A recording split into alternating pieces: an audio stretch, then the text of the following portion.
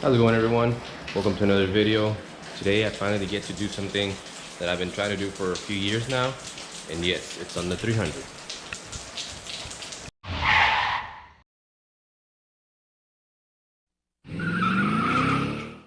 And what I got going on today for the 300 is some long tube headers. Finally got some, finally decided to do it because I had been on the fence about long tube headers or 6.4 headers off of a SRT 300. But when I looked at the SRT headers, they're better than the 5.7, but they still don't seem like they flow like the long tubes. And there's just something about long tubes that they were always on my mind, and I finally decided to do it. So just gonna go ahead and slap those on there, see how it goes, and hopefully everything goes well. And this is what came in the box: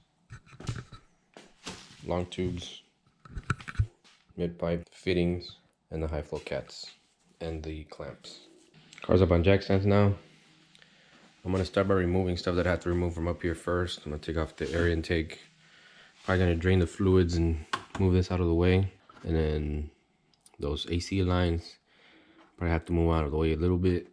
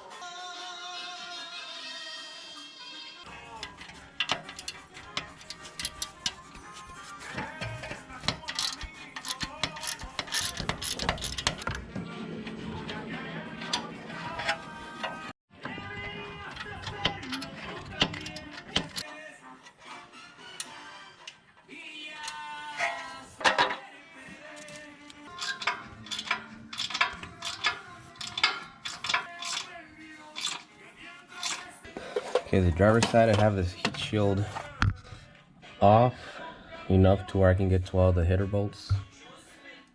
It's still stuck in there, but I think I can get to all the bolts of the header and then start bringing it down.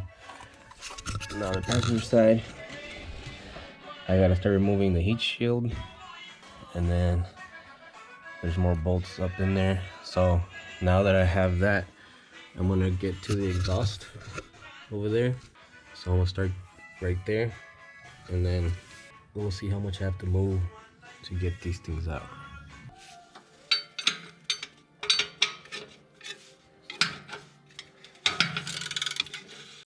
Okay, now with the little heat shield off, now you see the connecting pipe bolts. Okay, so I don't have enough room to pull this down, so I'm gonna take off that thing right there, and then the next one back there, and I might just take off the X pipe, see if I can get that off and out of the way. Bring these down.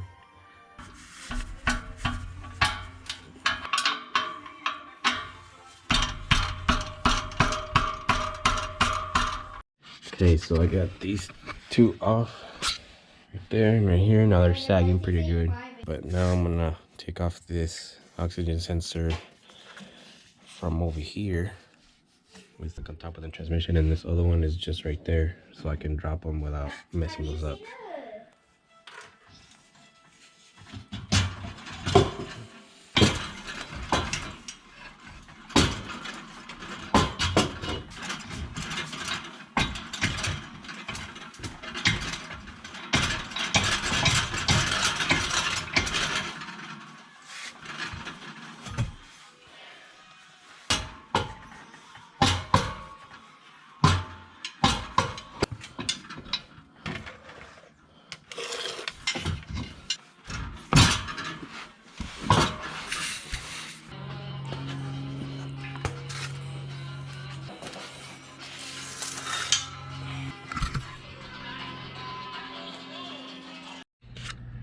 Alright, so I was able to get the heat shield out of this side.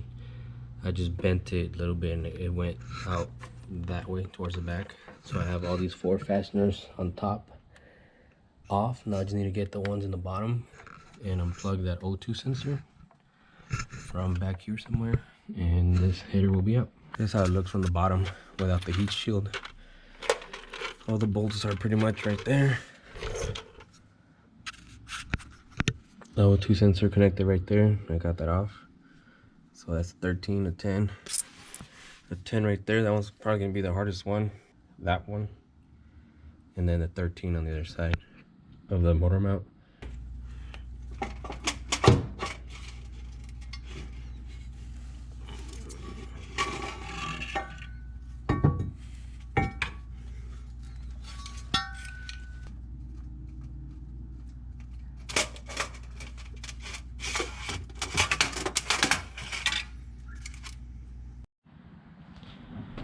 I got the driver one out.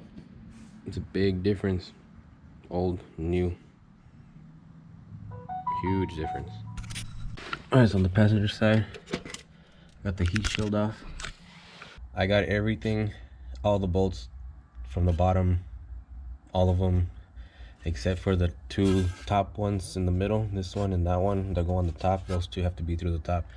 This is the last one right here.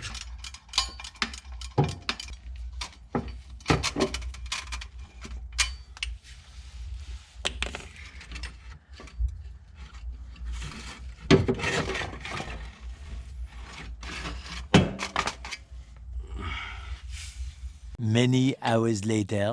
Alright, so I kind of got carried away with working and I didn't record anymore. But there's the passenger side. Here's the driver's side installed.